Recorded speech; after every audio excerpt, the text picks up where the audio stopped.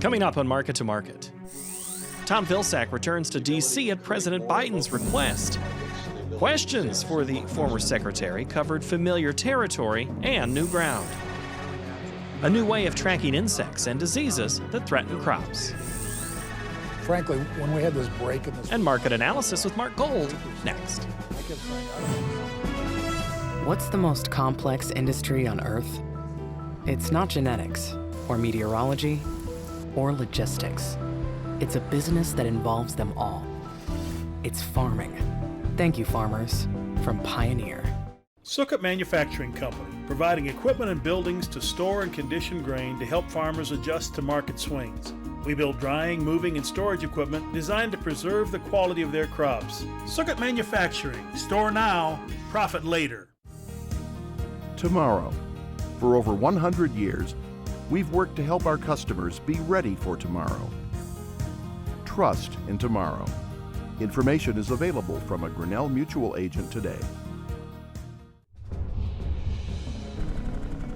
This is the Friday, February 5 edition of Market to Market, the weekly journal of rural America. Hello, I'm Paul Yeager. A slimmed-down Super Bowl means less fans in stands, nights in hotels, and even fewer watch parties. That translates locally to less money into the hospitality industry. The pandemic has limited the overall economy, including the recovery in the employment sector. The U.S. economy added 49,000 jobs in January, off forecast, but a reversal from last month when the workforce shrank for the first time since April. The unemployment rate fell to 6.3%, according to the Labor Department. The decline was due in part to a reduction in those looking for work. For the 8th straight month, the Mid-America Business Conditions Index is above growth neutral, its highest in almost 10 years at 67.3. The conditions inside the 9 states surveyed by Creighton University lean heavily on agriculture. This week, Tom Vilsack again appeared in front of the Senate committee that he has testified in front of several times during his 8 years as Secretary of Agriculture. We have 2 reports about the hearing this week, as Vilsack was peppered with questions on issues from his previous service and ones that have come up since his time in the Independence Avenue office. John Torpy leads off our coverage. Ironically, that this is Groundhog's Day. Earlier this week, former Secretary of Agriculture Tom Vilsack began the process of becoming the current USDA Secretary for the Biden administration. Appearing virtually before the Senate Agriculture Committee, Secretary Vilsack fielded questions on a range of issues. I think we are faced today with a number of why not opportunities and moments in agriculture, in the food industry, and in rural America. Midwest senators pressed Vilsack on his vision for the future of biofuels as the demand and availability of electric vehicles continues to rise. I think we can make the case, should make the case, and will make the case that there is a role to play for biofuels in climate, in reduction of emissions. Some COVID-19 related items brought up by the U.S. Senate Agriculture Committee centered on meat processing facilities and fair pricing for cattle producers. I think we need alternative processing opportunities. Why? Not just from the competitive standpoint, but also from a resilience standpoint. We found that when 1 or 2 processing facilities shut down during COVID, that it created havoc in the market. We can't have that. The topic of food insecurity also was on the table as Vilsack shared where he would strengthen USDA programs to help fight hunger. I mean, it's all well and good to give somebody a SNAP card and say, go to your local grocery store and buy more food. That's great, assuming you have a grocery store. But if you don't have a grocery store, then what? I know that you will not only bring incoming Senate Agriculture Committee Chairwoman Senator Debbie Stabenow, a Democrat from Michigan, asked Vilsack about his plan for addressing claims of discrimination within USDA. We need to fully, deeply, and completely address the longstanding inequities, unfairness, and discrimination that has been the history of USDA programs for far too long, to a future where all are treated equitably, fairly, where there is zero tolerance for discrimination, where programs actually open up opportunity for all who need help, and lift the burden of persistent poverty for those most in need. From Market to Market, I'm John Torpy. This is Peter Tubbs. A common question from senators at Secretary of Agriculture Tom Vilsack's confirmation hearing was about the Biden administration's proposed emphasis on regenerative agriculture and carbon sequestration. The secretary argued that consumers want to know not simply what is in the food they eat, but how it was grown and raised, and whether sustainable practices were used. So to the extent that we can make the case to the world that what's being raised, what's being grown, what's being sold outside the U.S. is being raised and grown in the most sustainable, animal-friendly environments, we can make the case and provide a market advantage to the U.S. The Biden administration could use the Commodity Credit Corporation to create a carbon bank, a fund to pay farmers to store carbon in their soils. The storage would be done through a variety of tillage and cropping systems. The carbon bank would eventually pay farmers with funds paid by companies that release carbon into the atmosphere. The project would operate as a cap-and-trade system by putting a price on carbon emissions in an attempt to discourage further output, rewarding companies that either reduce their carbon footprint or find ways to remove carbon from the atmosphere. A carbon bank could potentially give farmers another revenue stream separate from the performance of their crops and reduce their dependence on federal dollars to maintain profitability. From Market to Market, I'm Peter Tubbs. The dashboard view of almost any topic has become a popular way to analyze and contextualize data. An effort to locate concentrations of various pests and diseases may not be your ideal time on the internet, but it is for those looking at the effectiveness of pesticides. Colleen Bradford-Krantz looks at the efforts to better understand and fight the insects damaging livelihoods around the globe.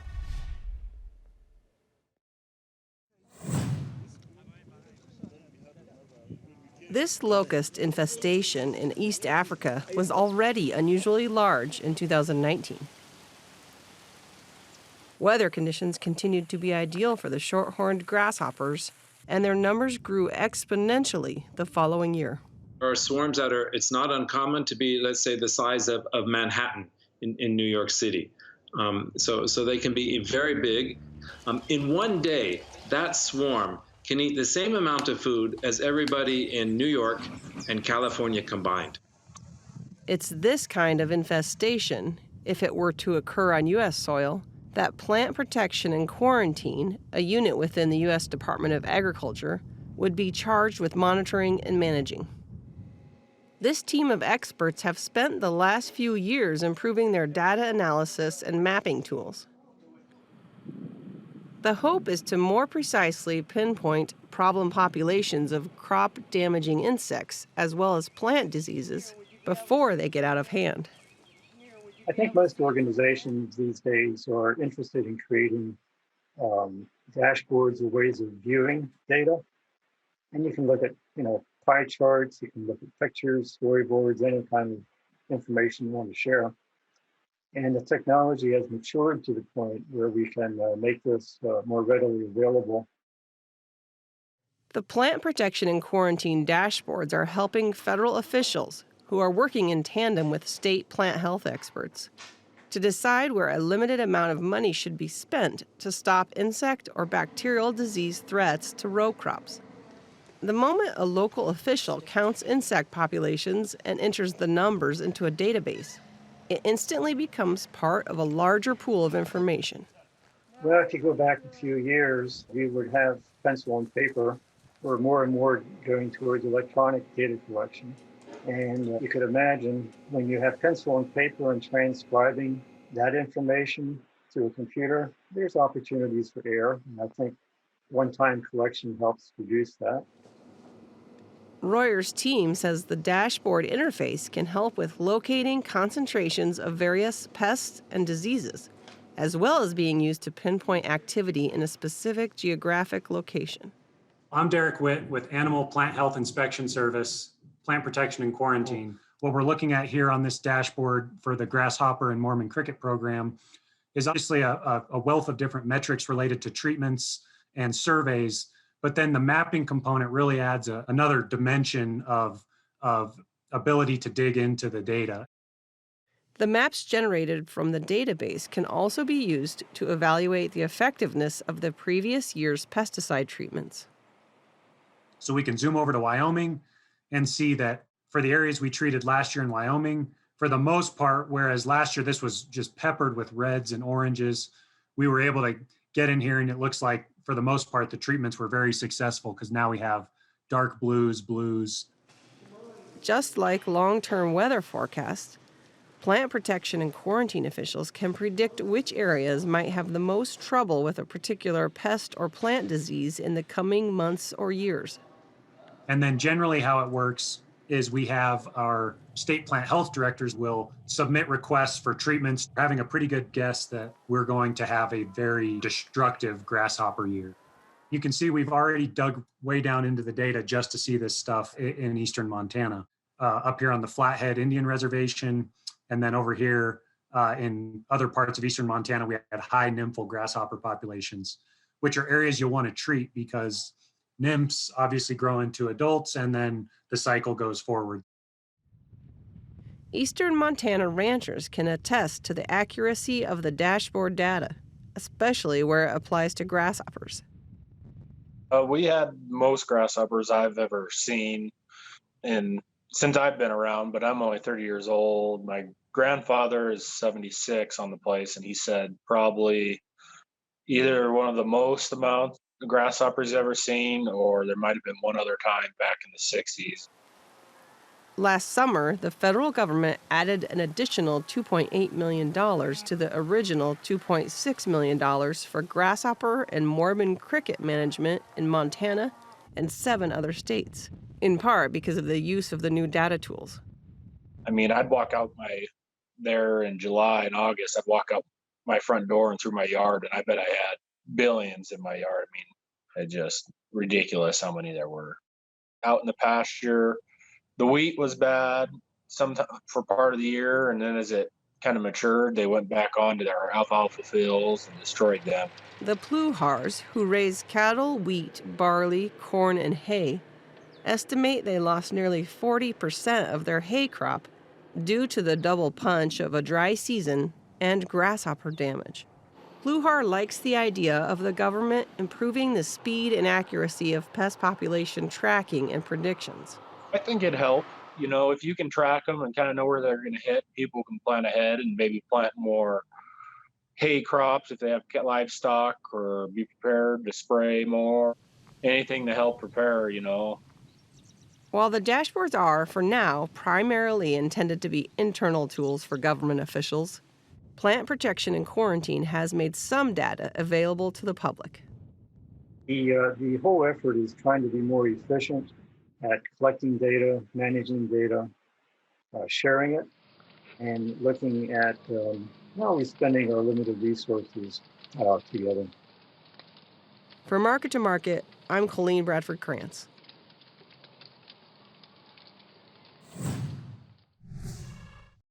Next, the Market to Market report. The export totals for U.S. corn set a record, keeping the bulls somewhat fed as part of the trade. For the week, March wheat dropped 22 cents, while the nearby corn contract gained 2 cents. Soybeans stayed near recent highs as the weather turned wetter in South America and export news kept moving on the ticker. Nearby soybeans fell 3 cents. March soybean meal declined 50 cents per ton. March cotton expanded by $2.10 per hundredweight. Over in the dairy parlor, March Class 3 milk futures gained 6 cents. In the livestock sector, April cattle improved $1.93. March feeders added 55 cents and the April lean hog contract gained $3.65. In the currency markets, the U.S. dollar index rose 48 ticks. March crude oil increased $4.80 per barrel. COMEX gold declined 41.30 per ounce, and the Goldman Sachs commodity index jumped nearly 21 points to finish at 452.75. Here now to provide insight is one of our regular market analysts, Mr. Mark Gold. Hello, sir. How are you today? I'm all right. Glad to be back. Good to see you. I got a question about this whole wheat thing. Is this all about sympathy to corn, or is there an underlying story that's happening somewhere else? Well, it may be that we're seeing that some cattle feeders are switching their feed ration to wheat. Wheat's got a 10% protein premium over the corn, and that may be happening out here. The funds are basically even in the wheat. Some people have them a little short, some people have them a little long, but they're long. Looking at today's commitment of traders reports, somewhere around 350, 360,000 contracts of corn.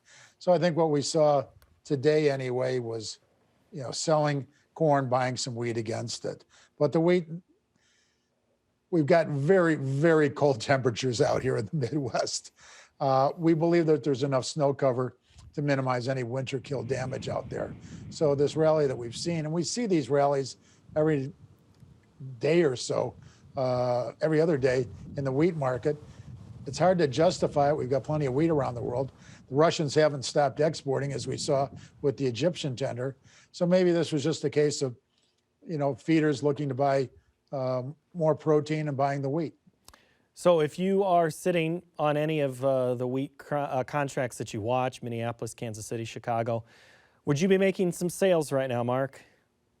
Well, in old crop, absolutely. Sell whatever you want. Buy back a $7, $9 call spread in case something really screwy is out there. But my guess is you'll lose the money on the call, but be pretty happy with where you make the sales. This is, if you don't want to make any cash sales up here for whatever reason, then at least buy some puts to protect the downside. But it's a great opportunity to do some marketing. Mark, if you weren't paying attention to the daily ticker, let alone the end of the day, forget the overnights, you would think we just stood in place all week in the corn market, but it was anything but that. There was some down, there was some up, and Friday as we opened dramatically higher, and then it fell apart. So we have this huge amount of export sales that helped us for a day, but why could that not keep this market any higher?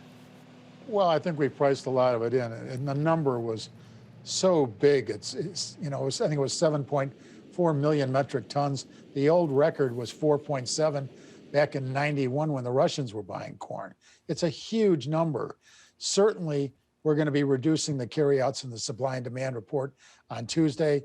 How much? 100 million bushels, 200 million bushels, maybe more.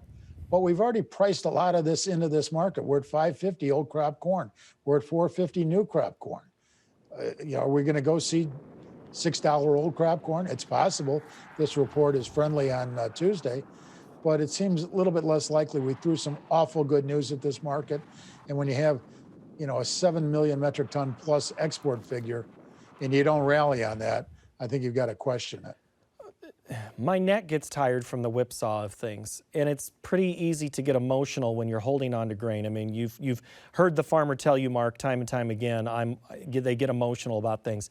How do you not get emotional and try to make a sale, and at what rate or what price would you make a sale here this week? There's nothing wrong at looking at profitability to take the emotion out of it. And when you look at whether it's old crop corn or beans or new crop corn or beans or wheat, old crop or new crop, things are pretty profitable that we haven't seen in years out here. And that should help you take some of the emotionality out of it if you just look at the profitability. And, to me as a marketer, sell whatever you want, buy back calls to keep the upside open, or buy the puts. It doesn't have to be a tough game. If you get caught up in these whipsaws, corn opens 10 lower, closes 10 higher, opens 15 higher, closes 15 lower, you're gonna blow your brains out trying to out-trade this thing. And to me, you make one or two trades and be done with it, and let the market do its thing, and watch where it goes. But be in a position to take advantage of it. And right now, the funds are so long the corn, you have to do something out here. What's the thing happening in the soybean market? I mean, it's some of those same elements that you just talked about with corn. Well, we first saw it in the beans with the Chinese buying the beans. And they've been fairly relentless. They want the meal to feed the hogs. They want the corn to feed the hogs. They've backed off a little bit here, but we're still seeing weekly numbers 1.3, which aren't bad. So there's still plenty of demand. You look at the crush numbers, it was like close to 194 this month or back in January. That's a huge crush number for the beans. So we've got good demand out here. We've got good demand for our products. And until we see the Brazilian crops and the South American crop, the Argentinian crop, hit the markets and actually get into port and get out of port, we're the game in town. So you don't want to get too bearish here and watch this truck strike last another 3 weeks, or the wetness continues in Brazil and they can't get the crop out. They'll get the crop out, they'll end the strike. But in the next 2 or 3 weeks, who knows? And if the report's bullish on Tuesday and we still have the strikes and the Brazilians can't get the corn, the beans out of the field, we can certainly move this thing higher. There's no question about it. All right, I want to take a question from Phil in Dresden, Ontario, and he's asking a question that we've talked about several times, and it's an acreage. He says, with China's exchange pricing corn at approximately $10.92 a bushel and corn exports robust into China, will the U.S. plant enough corn acres this spring to satisfy demand and maintain prices, or will the soybean acres win out? Well, I've seen estimates as high as 97 million acres on corn. The bean numbers, you look at the corn bean ratio, it's about 2.6 on new crop beans and corn right now. Certainly an incentive to plant some beans, but I think it's going to be a case, as it always is, what's the weather in the spring? If we've got great weather in the spring, farmers are going to get in and plant corn, and they'll plant 95, 96 million acres of corn, and the rest will go into beans. Farmers love to grow corn, raise corn, harvest corn. So I don't know that it's a matter of economics per se. There's a lot of emotion involved in that, but these prices are good. $4.50 corn and $11.50 beans, nothing to turn your nose up at. But I think price-wise, the beans are favored, but emotion-wise, the corn's favored. But can we grow enough? If we have a good growing this year with these acres, there'll be plenty for everybody. We can grow a lot. I want to flip the script on livestock and start with the hog industry. The hog contract, they had a really good week. And you mentioned it just a minute ago about China buying a lot of the U.S. feed for their industry. Even as it grows in China, they're still wanting to buy from us. How is that impacting and translating to the American pork producer right now? Well, pork producers, the production of pork is way down. That's why we're seeing back months of June hogs. They were just shy of $90 on Friday. That's a lot of resistance right here between 89 and 91. But if we start closing over $90, I think we're going to take a look at $100, maybe $110 hogs out here. So the hog market's been very strong. I think we have to keep in mind the days we're living in here. These are the days of extreme volatility, GameStop, and everything else, money flowing in, money flowing out.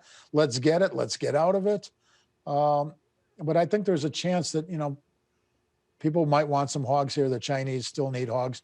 They've done a remarkable job of rebuilding their herds, but they still need some pork.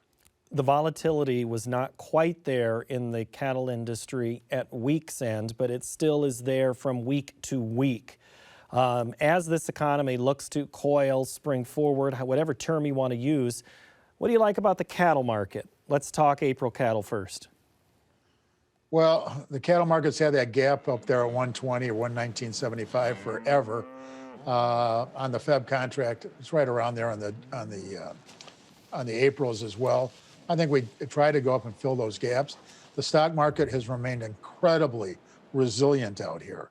And if people feel like they got money in their pockets, and they just passed the COVID bill, I guess about a couple hours ago, more people have some more dough in their pockets.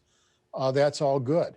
We have just pent up demand for beef in this country, in my opinion. Once I had my COVID shot yesterday, more people are getting it every day. I'm in the 65 or older class, but you younger folks are going to take a while. But the fact of the matter is, the more we open up this economy, and Illinois restaurants have opened partially again, there's going to be a pent-up demand for meat. And if you look at what's happened in boxed beef in the last 2 weeks, it's been fairly straight up. I think we had 1 day correction out here, but it's been incredibly strong. And I think that's an indication that the economy is okay. All right, Mark, final 30 here on the feeder market. You mentioned off the top about wheat as a feed substitute. That's what they're trying to do, is pencil things out, right? I think so. And with the feeder cattle market, if corn continues to work higher, It's going to be tougher on cattle, on feeder cattle. But I think the fat cattle market's got a chance here. You look at the back months in the feeder cattle, they're awful high priced. Okay. All right, Mark Gold, when we come back in Market Plus, we're going to talk about if you had a 40 to plant as well as cotton. Thank you, Mark. That'll do it for this installment of Market to Market. We will talk more in Market Plus, as I just mentioned, so make sure you join us there. Find that on our website of markettomarket.org. Also on that site, you'll find more than the stories you just saw on TV and other information that we compile each week for your reading, in addition to our videos and transcripts. Next week, a look at the dairy industry's last 12 months that have mirrored other commodities. Until then, thank you so very much for watching and have a great week.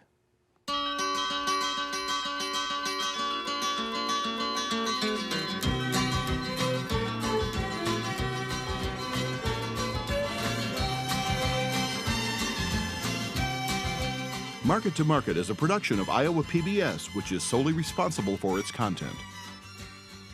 What's the most complex industry on Earth?